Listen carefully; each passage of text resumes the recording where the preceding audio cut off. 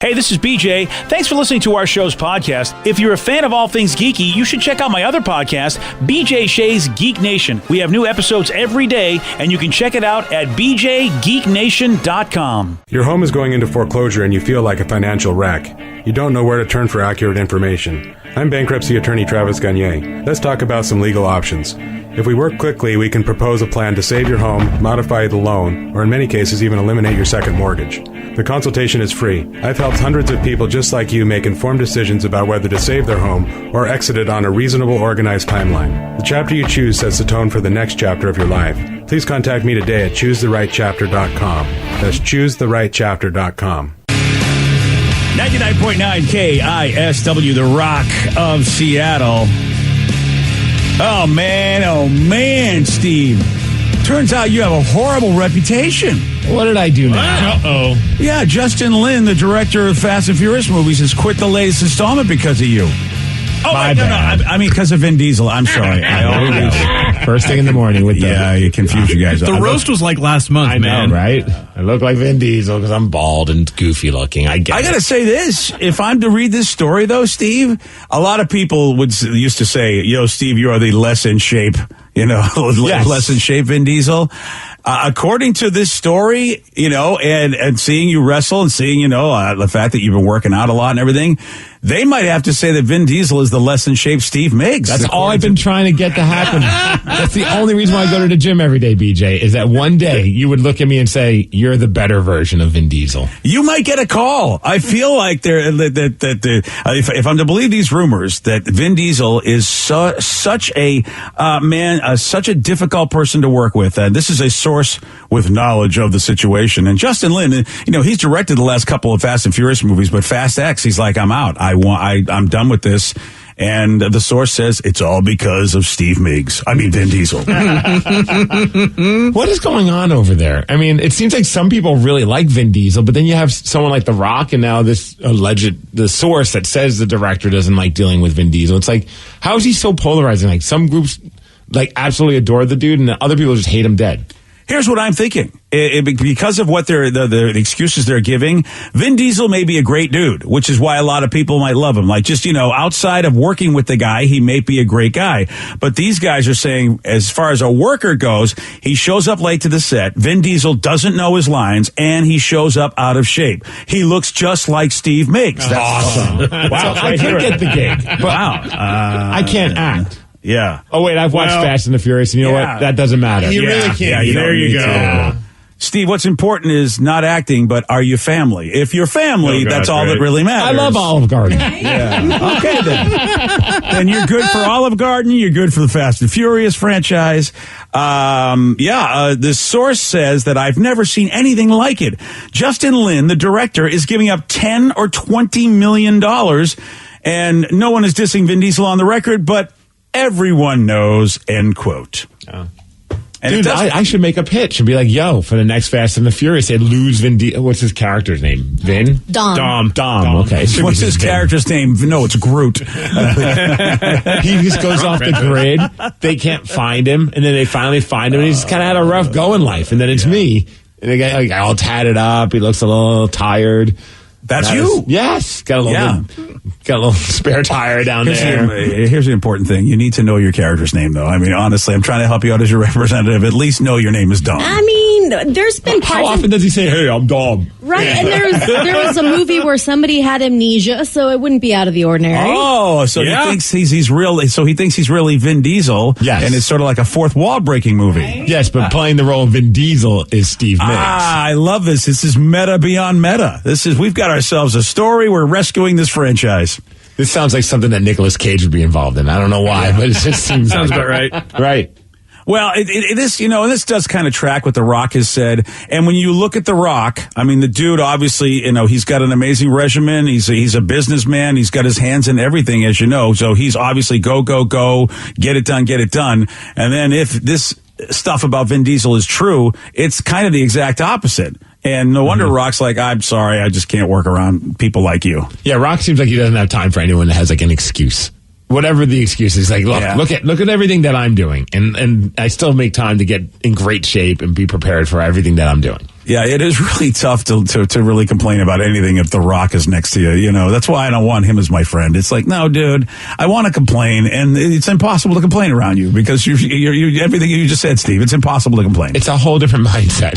So, dude, it's so funny because over the weekend, like you mentioned, I did the wrestling thing. I was trying to get like mentally ready for it because I was nervous as all hell. So I decided to watch an Arnold Schwarzenegger speech. Oh, nice! Like, if I found because he's got these inspirational speeches on YouTube that are just they'll make you want to run through a wall, BJ.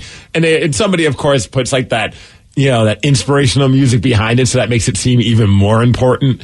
So I'm watching this, and at one point, he's just talking about, you know, it's saying you have 24 hours in a day. There's no excuse for not working out. And he's like listing off what, like, you sleep for 6 hours, you do this for this hours, you do this. That leaves you with still 8 more hours in the day. And I'm like, geez, yeah, okay. Man, you're making me feel like I'm just a lazy piece of crap. And then he goes, some people say, Arnold, you should be sleeping for 8 hours a day. And I'm like, no, sleep quicker. And I'm like, what the hell? Sleep quicker. That was his line. He's like, sleep for 6 hours. If you think you have to do it for 8, sleep quicker. Okay. Yeah. All right, Arnold, I'm sleeping quicker. Yeah, see, I told you. Even the experts agree with me now. They say only 7 hours. See, I already beat them by 2.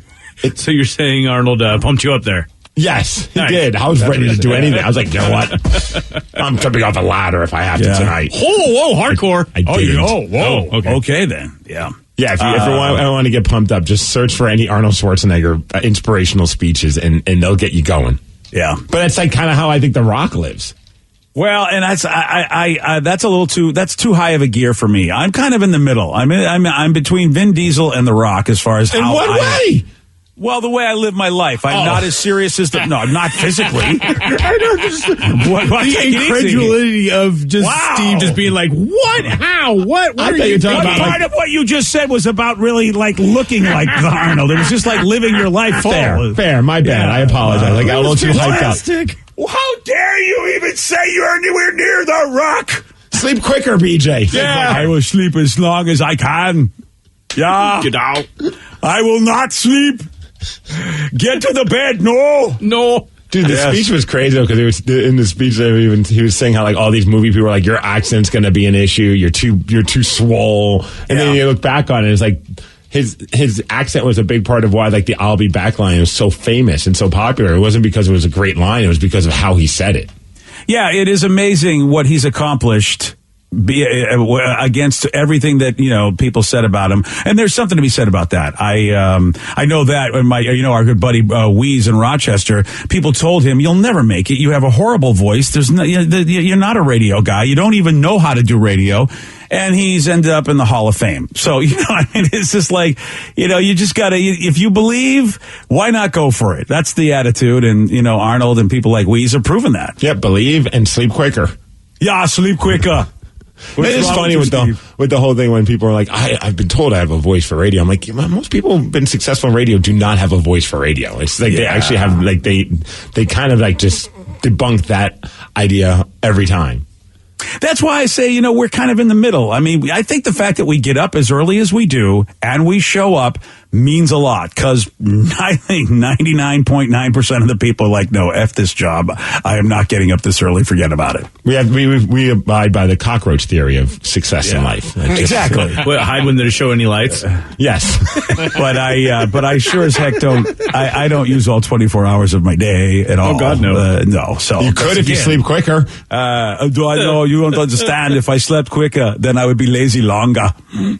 That is my credo. Sleep quicker, lazy longer. They need to have you two up there on stage doing a motivational speech, and you just are like the bizarro Arnold. Everything he says, you just find a way to disagree with him. I'm all for that. I really am. How much effort though does that require? If it's a Vin Diesel amount of effort, I think I can do it.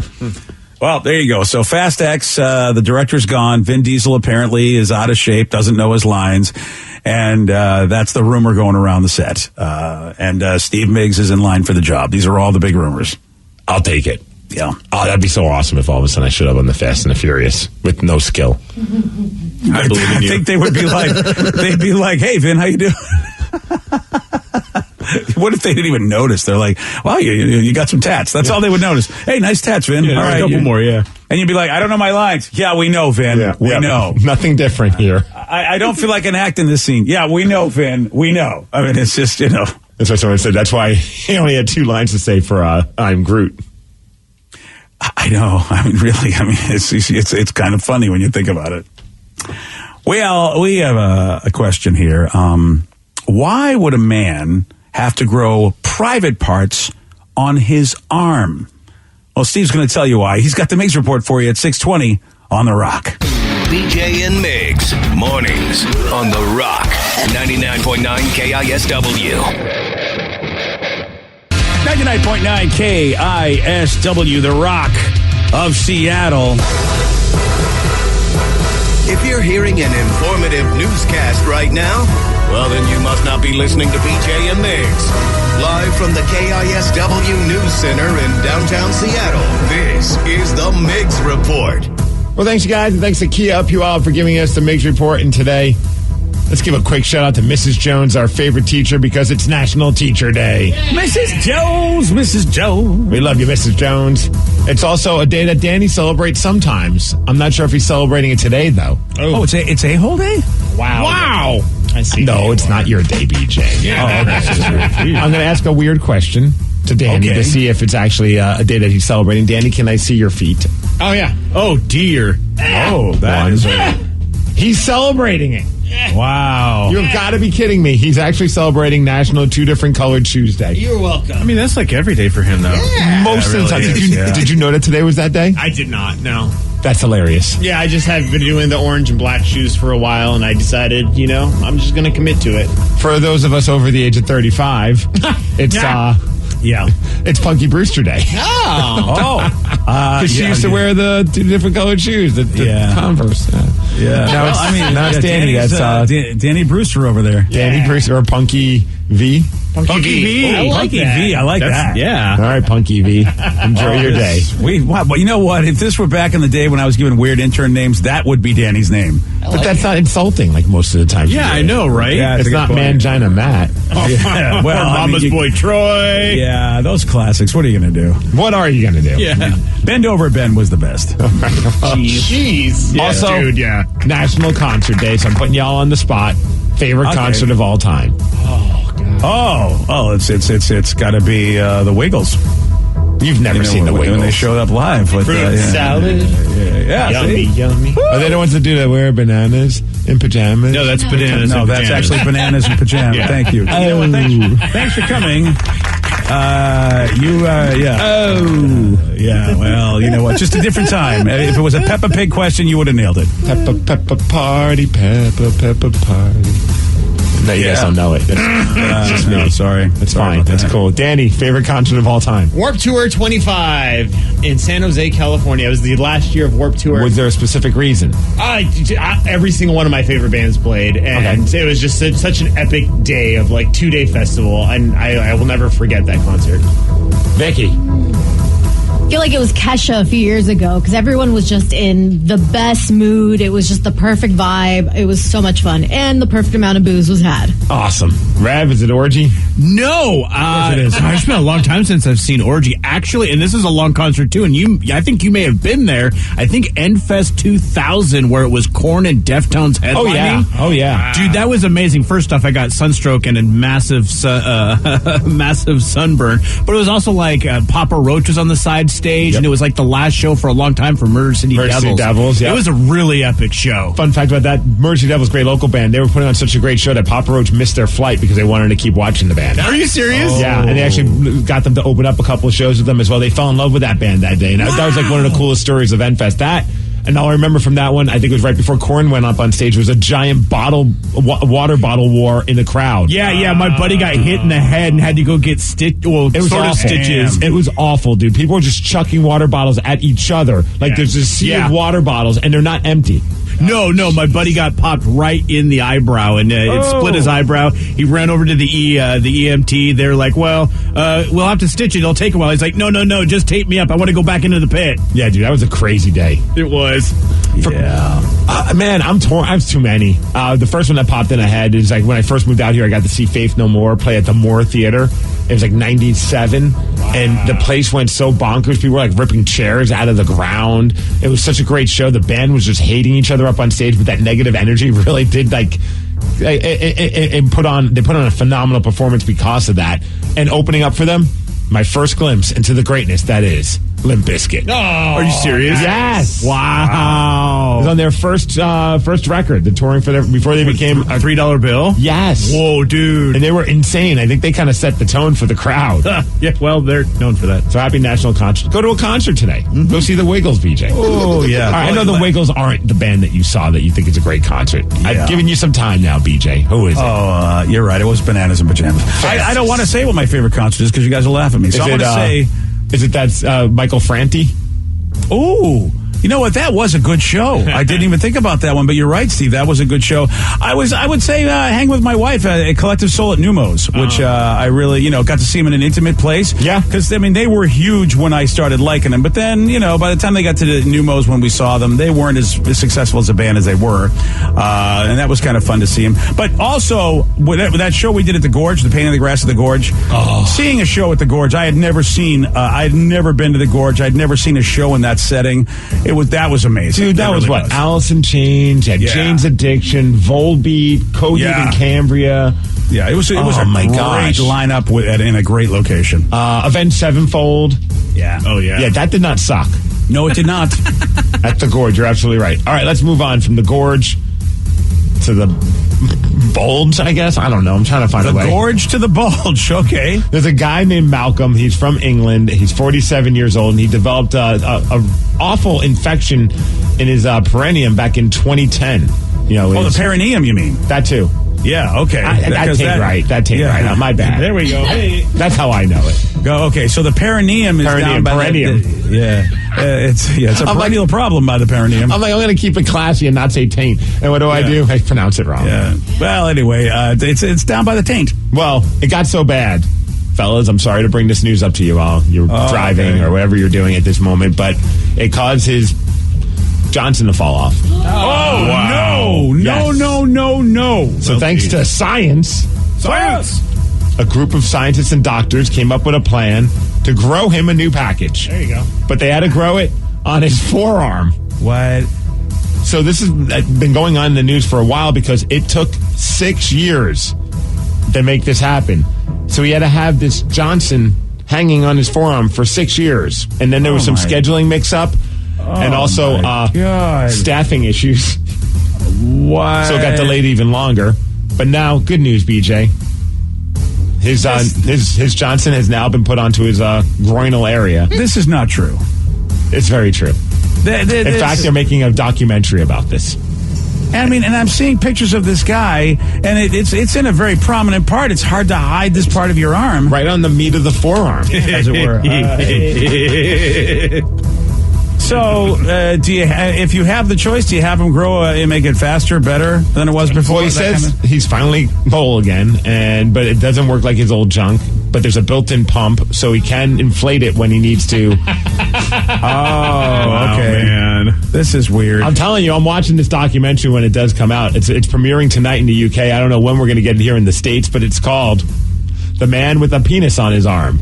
They're not vague at all with the title of that one. All right. That's that might be a documentary that I'll watch because I don't watch many. You have to watch that documentary. I might have to watch this one. It's 6 years in the making. Yeah, it might be hard, but I'll watch it. Just have a stiff drink when you watch it. That'll help you get through. All right, let's talk about this woman in Australia. I only want to... It's just... Some people come up with creative ways to try and steal from stores, and she thought this was a good idea. So she had a baby stroller with a blanket, and she just started putting a bunch of stuff in the store in the stroller, covering the blanket over it to make it seem like she had a baby in the stroller, and thought, I'll just walk out of the store that way. Okay. Well, here's the problem. One of the employees at this store noticed what she was doing, confronted her outside the store, and somebody caught it on video, and the audio between these two is just priceless. Run me, ring the cops. Bring the cops, man! Ring the cops. Let my baby go! You haven't even got it in there. Hey! Let go! Let go of me! Don't take my baby! Oh, gee. Oh, you can have Box it! it. There's a box You there. can have it! Can I have Yes! There you go! And the rest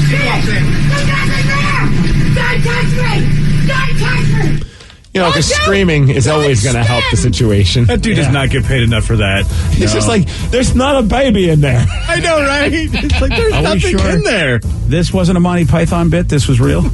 So stupid. Yeah. And what does she think? By yelling, that's going to get him to be like, you're right, ma'am. My bad. Yeah. There's definitely a baby in there that's shaped like a box. Yeah. You have a very interesting looking baby. Mariners. Oh, no, again? 3-0. They lose to the Astros. They play again today at 5:10. But of course, we got to get hyped because we're one day away from the Sounders trying to win the CONCACAF in Pumas.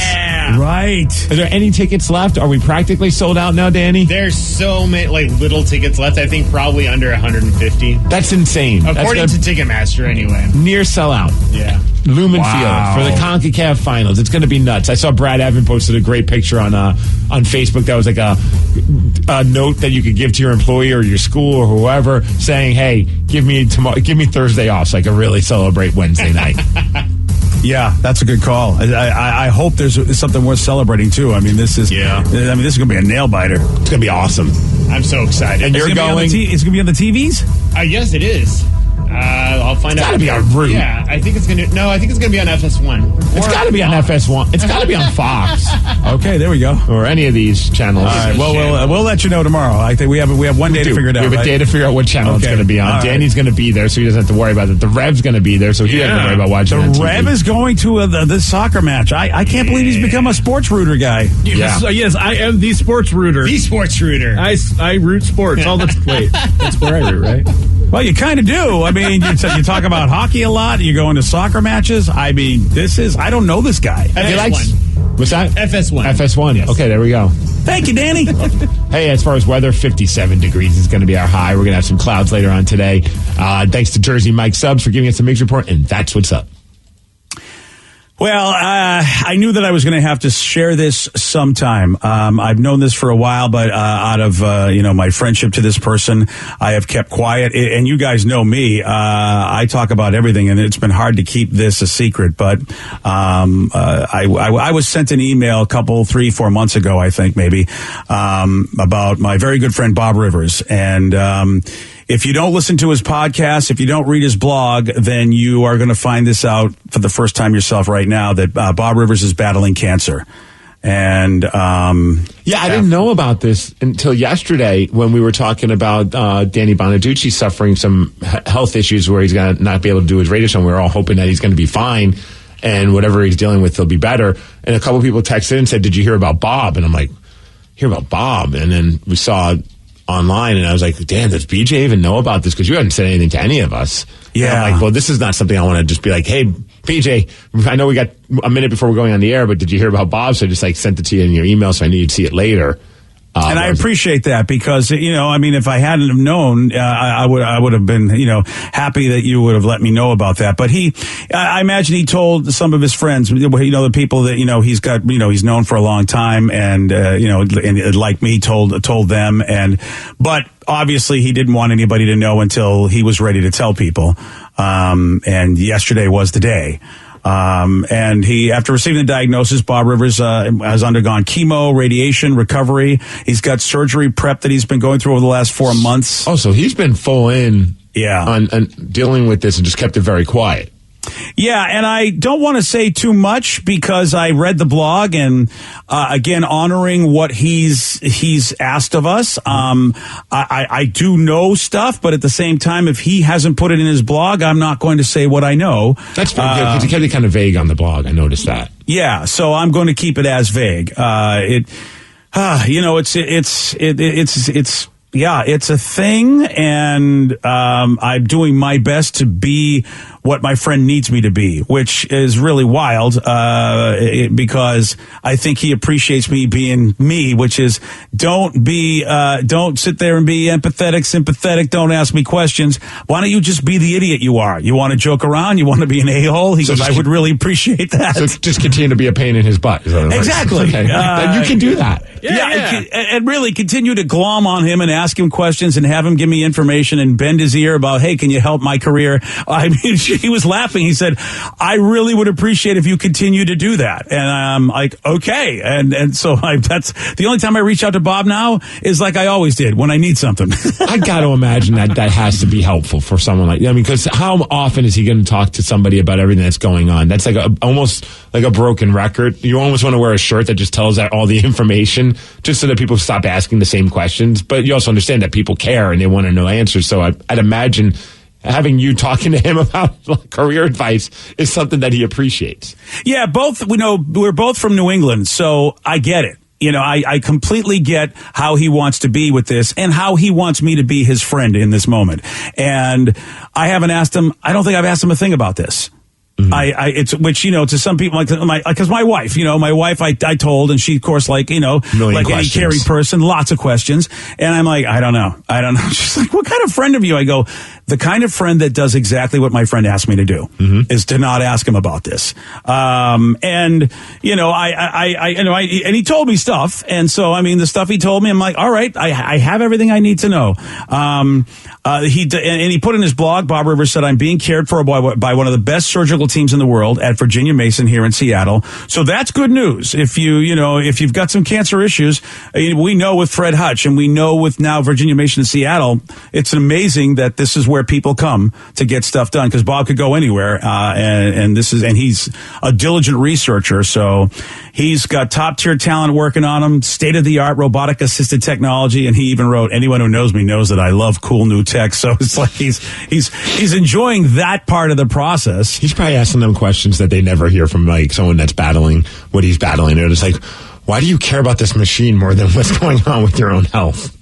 Yeah, Bob's been amazing throughout this. The things that he shared with me, just again, the kind of human being he's been to me his entire life, a really positive attitude, a broad scoping attitude, really appreciation, gratitude, all these things in the midst of what he's going through. And I'm like, wow, all I could think about, because I always think about me, it always comes back to me. Yeah, it's like, I couldn't be like a quarter of this person in this situation. I just would assume that I would be like the biggest crybaby there is, and he's been nothing but inspirational. And on his blog, he continued to write, this experience has made me even more confident that loving each other is the answer to just about every difficulty we may face in this life, as individuals, families, communities, nations, and as all of civilization. And of course, that's so Bob. If anybody listened to his show, and it's hard to believe he's, been retired for 7 years now. That's Bob. That is just so Bob, a guy that, really wants to bring everybody together and did that, orchestrating his great radio show over the years, bringing people together that nobody ever thought would even be on the radio or even be in the same room with each other. And look at him still in the midst of what he's going through, with cancer. This is what he writes about. And I do like this because he's also Englander, which means he's, is going to give you a little bite with that sweet comment. He said, we can't get better by ridiculing each other, calling those we disagree with stupid, or dividing ourselves into groups that spend more time opposing enemies than looking for common ground, more time as opposing enemies. Let's do better in every moment. We can be kinder. And that's Bob. He's always been that guy. Anytime I've ever called him and ever said, okay, I'm at odds with some member of management, I'm at odds with some person in this business, that statement is Bob. It's not just, okay, I've got cancer, so I'm going to be this guy who's Mr. Inspirational. That's always who Bob has been as a friend. Yeah. And it doesn't surprise me that that's who he is right now, facing what he's facing in life. Yeah, I know you also mentioned how he doesn't really like I don't think he has any intentions or plans to post stuff on social media about this, and that's why he just kept it with his blog and his podcast, because I think because of how negative and how awful sometimes social media can be. Yeah, we're going to put a link up to his blog on every social media thing that I have. And I know, of course, the reason we're saying this is not just because he's my friend. Bob Rivers was a major force and an amazing part of KISW's history, hosting one of the most successful morning shows this radio station has ever seen on, and really that Seattle has ever seen. So Bob Rivers is a big part of everybody's lives, and he's as he put on his blog, he is battling cancer, and you can get more information there. He tells you the scenarios. He outlines 3 different scenarios for what might happen as he goes through what he goes through treating this cancer. And I've known about these scenarios for a long time. It's been the toughest thing for me to do, to not say anything, because I'm a person that shares when something really hard is happening in my life. I want to tell all my friends and get their counsel, but out of respect for Bob, I kept it quiet. I only told my wife. Didn't tell anybody else. Like you said, Steve, you were yesterday. Yeah, you were trying to give me some information, and I respected my friend's wishes, because this is, if it was me, I'd be telling everybody, because that's just me. But Bob, the way he lives his life, he'd rather be inspirational. No matter how many days he has left on this planet, Bob wants to be exactly who he is in this blog post, who he's been in my life, and of course, who he's been in many people's lives doing his radio show, and all the people he touches. So, we'll give a link to Bob Rivers' blog post, on all my socials, and that's where he's going to update you. He's not going to be doing his podcast for a while, because he's going to be getting some surgery, I believe, next week. And, and so it's obviously going to be, that's what he's focusing on. It's going to be a big event that he's got to focus on, and all of his energies are going to go towards that. And if people could go to bobrivers.blog, it's the first blog on there. It's titled "Always Look on the Bright Side of Life." Yeah, which, that's just so Bob. It really, really is Bob. You know me. If it were me, I'd be like, here's why life sucks. You talk about 2 sides of a coin, and yet he's one of the best friends that I have. He has been a positive force in my life. He still is a positive force in my life, and I have so much love for him. He's helped me become a better human being, that's for sure. And so anyway, like Steve said, what's the blog again, Steve? bobrivers.blog. All right. Thank you, man. Yeah. Yesterday, Steve, he did get this one wrong. Aerosmith's I Don't Want to Miss a Thing was a song from which action movie? The last action movie? From which? No. Oh. Die Another Day. No. Die Hard. No. The correct answer, Armageddon.